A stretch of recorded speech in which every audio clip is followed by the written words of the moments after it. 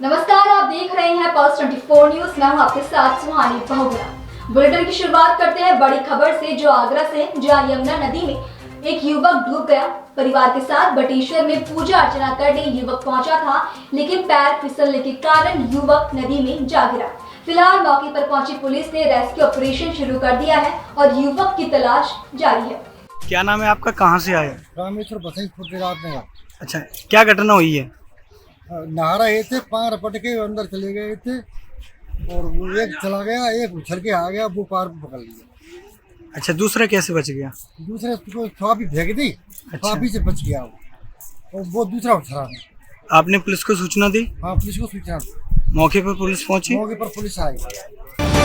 खबर यूपी के हापुड़ से है, जहां रिजर्व पुलिस लाइन में पुलिस उपाधीक्षक आशुतोष शिवम की विदाई समारोह का आयोजन किया गया, जिसमें पुलिस अधीक्षक समेत अन्य अधिकारियों ने उन्हें पुष्प गुच्छ और स्मृति चिन्ह भेंट की और उनके उज्जवल भविष्य की कामना की। एक बार फिर यूपी के अलीगढ़ के जिला अस्पताल की लापरवाही सामने आई है, जहां इमरजेंसी में लाइट न होने के कारण मरीजों को भारी परेशानी का सामना करना पड़ रहा है। बताया गया कि डॉक्टर देर रात मोबाइल और मोमबत्तियों की रोशनी से मरीजों का इलाज कर रही हैं और ये पहली बार नहीं है जब अस्पताल का ऐसा मामला सामने आया है। पहले भी कई बार अलीगढ़ जिला अस्पताल की लापरवाही सामने आई है। हेलो, क्या नाम है आपका? बलदीप सिंह, कहाँ के रहने वाले हैं? दिल्ली गेट। क्या मामला है आपका? दिल्ली गेट से आए हुए हैं सर। हम मरीज हमारे साथ हैं, इनके पेट में दर्द हुआ, इंजेक्शन लग चुका है। मलकान सिंह में अभी तक इमरजेंसी वार्ड में लाइट नहीं है काफ़ी समय से। कितना समय हो गया आपको मरीज को लाया? 15-20 मिनट हो गए। 15-20 मिनट। तो क्या जानकारी मिल रही है लाइट पर? अभी तो कोई दिख नहीं रहा सिस्टम लाइट का, लगे हुए लोग। हाँ, समथिंग कितनी देर से लाइट नहीं है? बता रहे लोग 14 घंटे हो गए। 14 घंटे से इमरजेंसी की लाइट नहीं है। 14 घंटे से इमरजेंसी की लाइट नहीं है। 14 घंटे से? जी सर। पर कैसे सेवाएं मिल पा रही है आपको? देखिए सर, मैं तो अभी आया हूँ, अब मेरे को 15-20 मिनट हुए हैं। अब इंजेक्शन लगाया है, उसका परेशानियों का सामना करना पड़ेगा। लाइट नहीं है सर, बड़ी दिक्कत हो रही है। इंजेक्शन कैसे लगा रहे हैं? मोबाइल की टॉर्च जला जला के लगा रहे हैं इंजेक्शन। इमरजेंसी में और भी मरीज भी थे? और काफ़ी मरीज है सर, 2 मरीज इधर हैं, 2 साइड बेड लेट पड़े हैं, तो बस दिक्कत ही है अभी तो। यूपी के सहारनपुर से एक ऐसा मामला सामने आया है, जहां मंदिर पर एक व्यक्ति ही अपना कब्जा दर्शाकर मंदिर में आ रहे दान दक्षिणा और अन्य चीजों पर अपना मालिकाना हक जताता है। ये मंदिर सहारनपुर के जलकपुरी क्षेत्र प्रीत विहार कॉलोनी में स्थित है। वहीं इस समस्या को लेकर कुछ स्थानीय लोग सहारनपुर कार्यालय पहुंचे और मंदिर पर कब्जाधारी व्यक्ति पर गंभीर आरोप लगाते हुए लोगों का कहना है कि मंदिर में पूजा पाठ करने के लिए भी परमिशन लेनी पड़ती है। साथ ही क्षेत्रवासियों ने मंदिर पर कब्जाधारी व्यक्ति के खिलाफ शिकायत दर्ज कर पुलिस से कार्रवाई की गुहार लगाई है। सर, एक्चुअली प्रीत विहार कॉलोनी में एक हमारे सबके डोनेशन से, सबके चंदे से एक मंदिर बनाया गया, जिसकी जिम्मेदारी आज़ाद राणा संघ और भी लोगों को दी गई थी, पर उसने टाइम के साथ उन लोगों को साइड कर दिया ताकि वो मंदिर पे अपना खुद का कब्जा जमा सके। और अब जब ये केस यहाँ तक पहुँच गया है कि हम न्याय की मांग कर रहे हैं, तो उस मंदिर को वो खुद कल वीडियो में पंचायती बताते हैं, जबकि इसी बात की लड़ाई थी। और वो उन्होंने यही काम कल जो वीडियो में उन्होंने 400-500 लोगों का जिक्र किया है, वो 500-400 लोग बजरंग दल के लोग थे जो सिर्फ हनुमान चालीसा में शामिल होने आए थे। ठीक है सर, वो कोई लोग नहीं थे, और 400-500 तो थे भी नहीं, सिर्फ 100 लोगों के आसपास भी नहीं थे, वो अप्रोक्सीमेटली 50 से ऊपर होंगे। पर उन लोगों को एक राष्ट्रीय दल आरएसएस और बीजेपी का नाम तक खराब कर रहे हैं वो लोग, इसलिए ताकि, क्योंकि अब उन्हें समझ चुके हैं कि ये मंदिर उनका तो नहीं बन सकता, पर पंचायती अब बन गया है। पर वो लोग मेन जो लोग हैं जिन्होंने इंसाफ की लड़ाई लड़ी है और सब लोगों के लिए आवाज़ उठाई है, उनको फंसाना चाहते हैं, उनके ऊपर ऐसे एलिगेशंस लगाना चाहते हैं जो उन्हें समाज में नीचा दिखा सकें। और सर, अपने रिश्तेदार उनके पास के गांव है, हमारे पास का गांव एक असनवली है, वहाँ से उनके कुछ रिलेटिव्स आते हैं, जैसे कि उन्होंने कल नाम लिए हैं, मैं भी प्रॉपर नाम लेना चाहूँगी सर।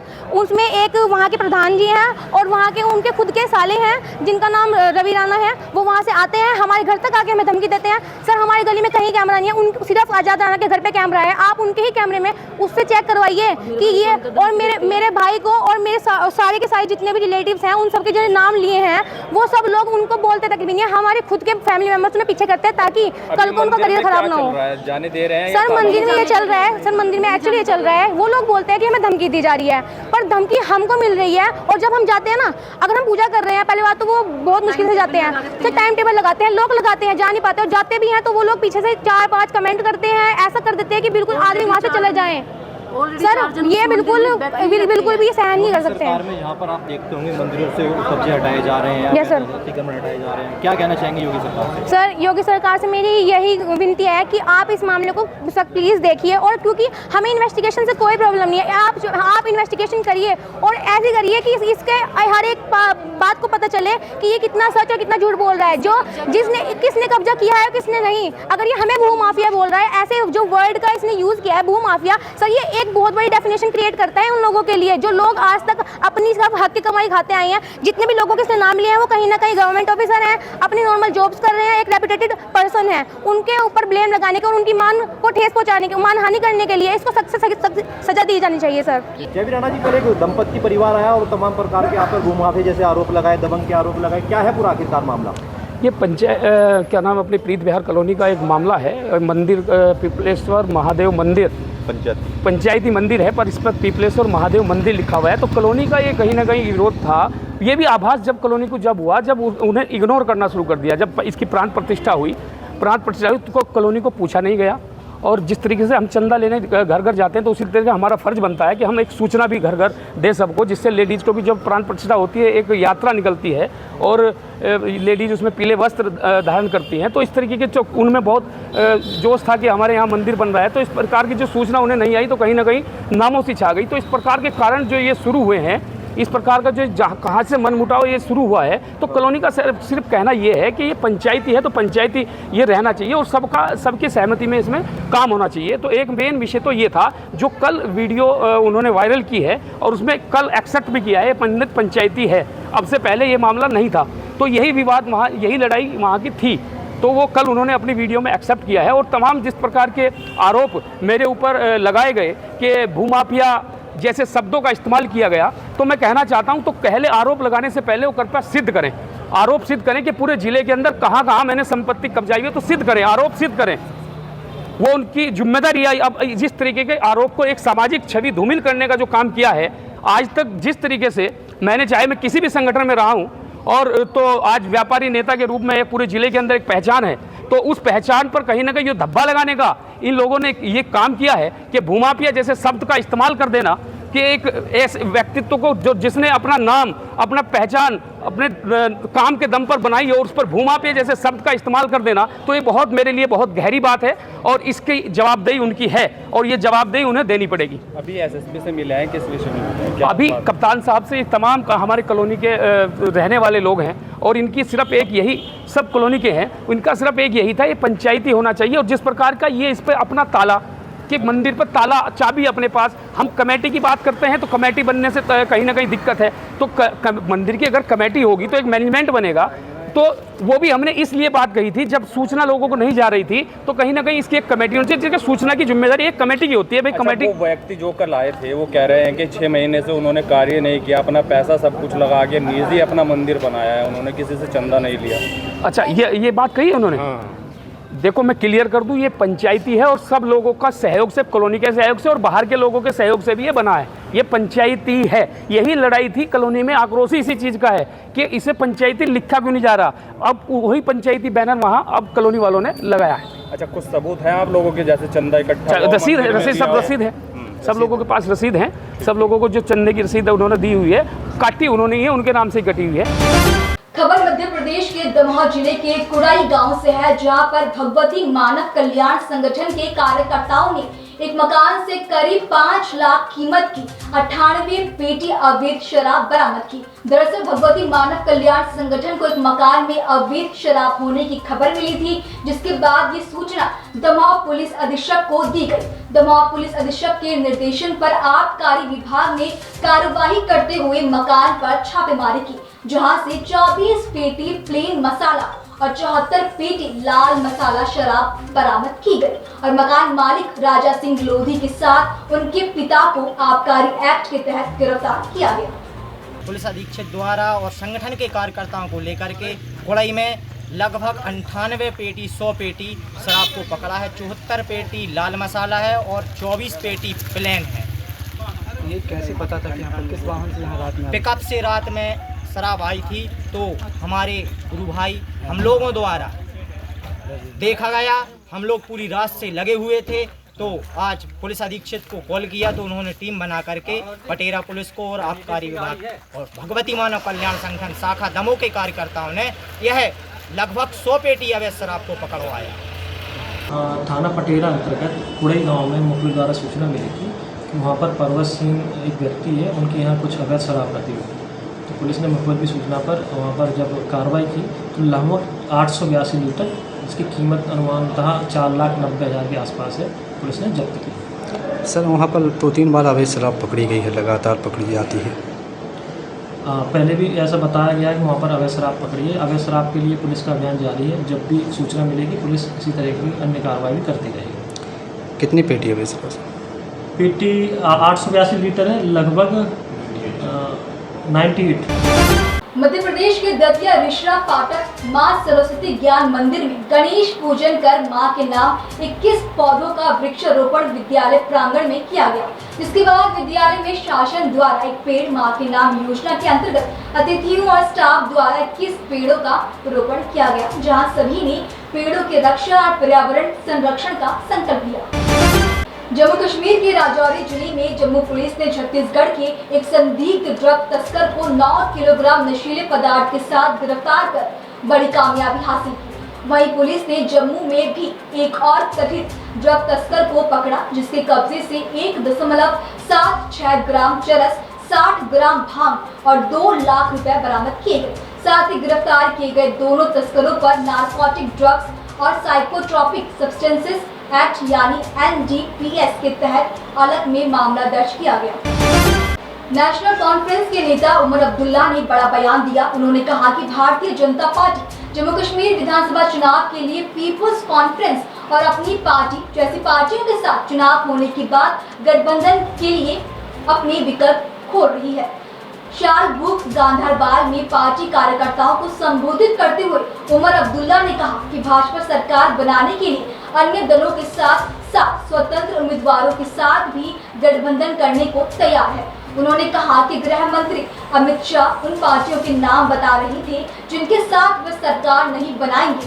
उन्होंने इंजीनियर रशीद की पार्टी, अपनी पार्टी पीपल्स कॉन्फ्रेंस समेत कई पार्टियों का जिक्र नहीं किया। इसका मतलब ये है कि कल अगर बीजेपी चाहे तो उनके साथ सरकार बना सकती है, क्योंकि आपके मुतालबे दिल्ली के साथ जिन लोगों ने सौदा किया हुआ है वो हल नहीं करेंगे, नहीं करेंगे, नहीं करेंगे। और अगर इसका आपको सबूत चाहिए तो कल ही जम्मू में वजीर दाखिला साहब ने प्रेस कॉन्फ्रेंस के दौरान दूध का दूध और पानी का पानी कर दिया।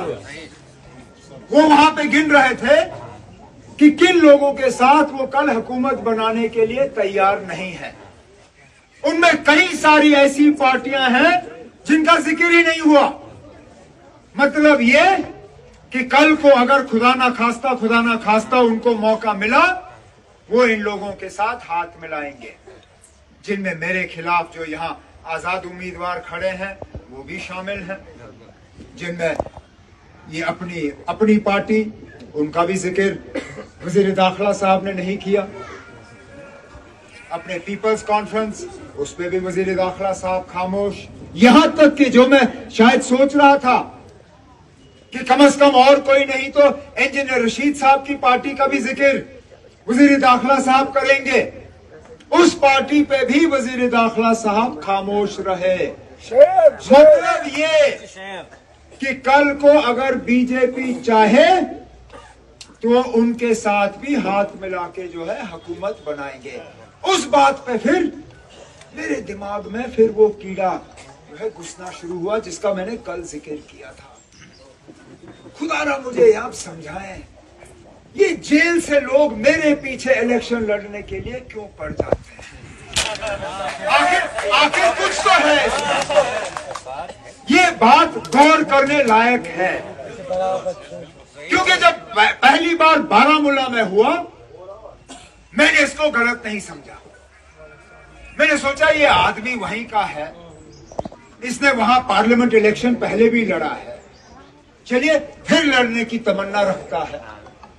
शायद उसी जज्बात में ये कागज भर रहा है।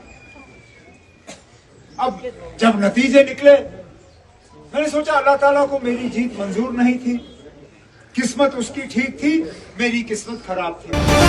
खबर राजस्थान के तोड़ा भीम से है, जहां कस्बे समेत ग्रामीण क्षेत्रों में गणेश चतुर्थी का त्योहार बड़े धूमधाम से मनाया गया। इस मौके पर कस्बे के गणेशगंज बाजार में स्थित गणेश मंदिर पर सुबह से ही दर्शन के लिए भक्तों का आना शुरू हो गया। साथ ही सैकड़ों भक्तों ने गणेश मंदिर तक दंडवत परिक्रमा भी की। इसके बाद शाम को गणेश मंदिर में महाआरती की गई और प्रसाद वितरण किया गया। बता दें कि महाकाल सेवा संघ द्वारा कस्बे में विशाल शोभा यात्रा निकाली गई, जो कस्बे के बीजबट बालाजी मंदिर से शुरू होकर मुख्य चौराहे तक पहुंची। राजस्थान की ब्राह्मण सेवा परिषद में वात्सल्यपुरम बाल आश्रम के संचालित केंद्र हाउसिंग बोर्ड बजरंग शर्मा, श्याम सुंदर व्यास के नेतृत्व में सामूहिक हनुमान चालीसा का आयोजन किया गया, जिसमें 30 बच्चों को सैंडविच खिलाकर अल्पाहार की सेवा की गई। इस मौके पर गौ और समाज प्रकोष्ठ की ओर से एडवोकेट संजीव व्यास ने बताया कि इस मौके पर सभी बच्चों को नशे नहीं करने की शपथ दिलाई गई। साथ ही नशे से होने वाली कुरीतियों के बारे में जानकारी प्रदान कर गुड टच और बैड टच की जानकारी भी दी गई। राजस्थान के चूरू जिला मुख्यालय स्थित शिव कॉलोनी में गणेश चतुर्थी के अवसर पर 7 दिवसीय गणेश महोत्सव का आयोजन किया गया, जिसमें हर दिन कई प्रतियोगिताएं कराई जाएगी। साथ ही शाम को रोजाना भजन संध्या का आयोजन किया जाएगा। इस मौके पर पंडित उमेश शर्मा के मंत्र उच्चारण के साथ भगवान गणेश की मूर्ति को विराजमान किया गया, जिसमें सैकड़ों स्कूली बच्चों ने भाग लिया। खबर महाराष्ट्र के अकोला से है, जहां हर साल की तरह इस साल भी अमित जादव द्वारा संचालित अभिलाषा करियर एकेडमी के 22 छात्रों ने अलग अलग विभागों में सरकारी नौकरियां हासिल की, जिसमें एयरफोर्स में 1, नेवी में 2, अग्निवीर में 7, जिला परिषद में 2, आरोग्य विभाग में 3 और महाराष्ट्र पुलिस में 7 छात्रों का समावेश है। बता दें कि अभिलाषा एकेडमी एक ऐसी एकेडमी है जो गरीब बच्चों के लिए स्कॉलरशिप देती है और सिर्फ 500 रुपए हर महीने में लाइब्रेरी और ट्यूशन से जरूरतमंद विद्यार्थियों की मदद करती है। मी अभिलाषा करियर अकॅडमी संचालक अमित चंद्रकांत जाधव। आपली अकॅडमी ITI कॉलेज समोर महसूल कॉलनी येथे आहे। मला सर्वांना सांगताना फार आनंद होतोय की आज यावर्षी आमचे 22 विद्यार्थी वेगवेगळ्या सरकारी विभागांमध्ये कार्यरत आहेत आणि त्यांची निवड झालेली आहे। तसेच दरवर्षी आपल्या अकॅडमीचे एक 10 ते 15 विद्यार्थ्यांचं सिलेक्शन निश्चितपणे होतंच। याकरता आपण सर्व विद्यार्थ्यांची शारीरिक व लेखीची तयारी अकोल्यामध्ये इथेच घेत असतो। आपण शारीरिकची तयारी घेत असताना सर्वांची वसंत देसाई शास्त्री आणि आपल्या वैयक्तिक ग्राउंडवर त्यांची तयारी घेतो आणि लेखीची तयारी घेत असताना आपण ITI कॉलेजच्या समोर महसूल कॉलनीत आपले क्लासेस आहेत तिथे घेत असतो। सकाळी आपल्या 3 बॅचेस चालतात, ज्या शारीरिकच्या असतात। त्यात सकाळची बॅच सकाळी 4 वाजता, दुसरी बॅच 5:30 वाजता आणि तिसरी बॅच आपली 8 वाजता चालते। त्याचप्रमाणे आपली लेखीची बॅच एक 12 वाजता चालते, दुसरी 4:30 वाजता चालते आणि तिसरी 7 वाजता चालते। यात आपण MPSC लेवलवर सर्वच विषयांचं अनुलोकन करून त्यांची सर्वच प्रकारची तयारी करून घेतल्या जाते।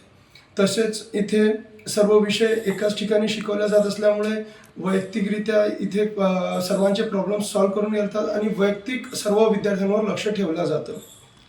त्यासाठी आपण काय केलं आहे की जो विद्यार्थी शिकत असताना त्याच्यासमोर सर्वात मोठा येणारा प्रश्न, कारण अकोला ही काही मोठी एक मार्केट सिटी नसल्यामुळे किंवा इथे व्यापार व्यवसाय नसल्यामुळे इथल्या विद्यार्थ्यांचं जे राहणीमान आहे हे थोडंसं बिलो द पॉवर्टी लाईनचं असल्यामुळे त्यांना फायनान्शियली प्रॉब्लेम येतो। म्हणून अकोल्यामध्ये विद्यार्थ्यांचं शिक्षणाकडे लक्ष नसते।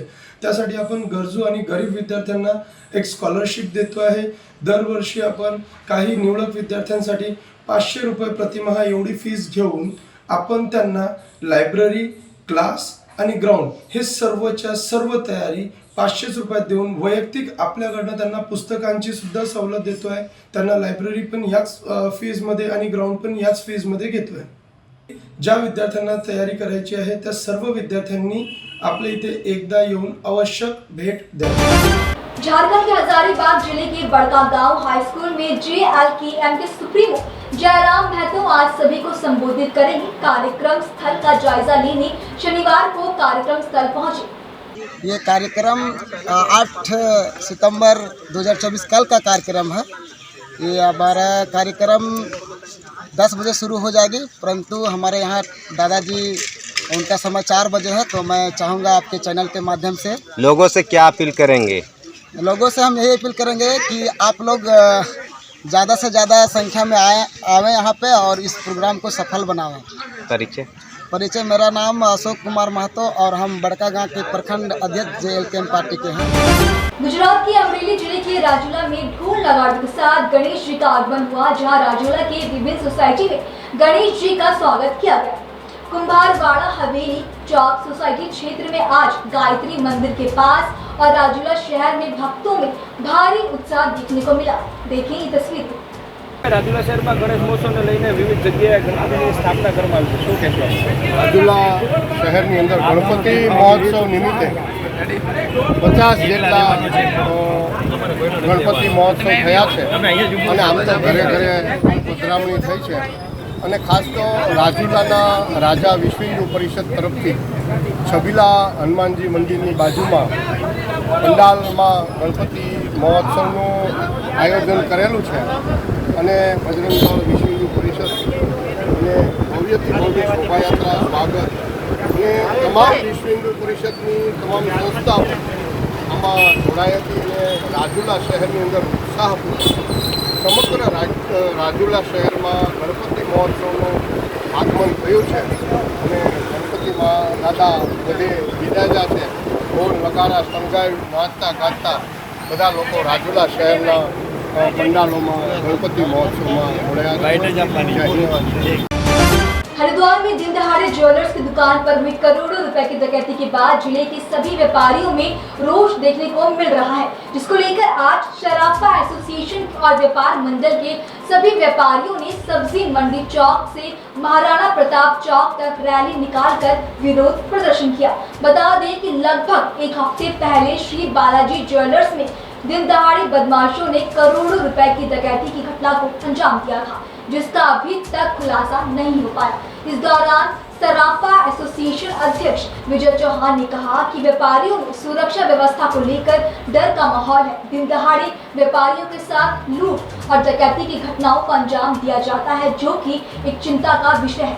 साथ ही उन्होंने मांग करते हुए कहा कि पुलिस जल्द से जल्द आरोपियों को पकड़कर पूरे घटनाक्रम का खुलासा करे। हरिद्वार में एक बहुत बड़ी घटना हुई और उस लूट जो हुई थी, डकैती हुई थी, दिन दिहाड़े हुई और उसमें सभी जितना भी व्यापारी वर्ग है, इसमें सराफा एसोसिएशन जितने भी व्यापारी हैं सब बहुत परेशान हैं, क्योंकि आने वाला टाइम जो है व्यापारियों के लिए बहुत दुखदायी होगा। मैं तो प्रशासन से और जनता से शासन से यही आशा करता हूँ कि वो अपना जो बदमाश इधर उधर घूम रहे हैं उन पर कंट्रोल करें और इस खिलाफों को जल्दी से जल्दी खुलासा करें। इस लूट का जो है बहुत बड़ा एक हमारे जिले की घटना है ये, क्योंकि 5 करोड़ की घटना जो आप देख रहे हैं बहुत ही बड़ी घटना है और इसका जल्द से जल्द खुलासा होना चाहिए। इसके लिए ये सुरक्षा के विषय में निकाली गई। जितने हमारे सर्राफ हैं वो असुरक्षित हैं।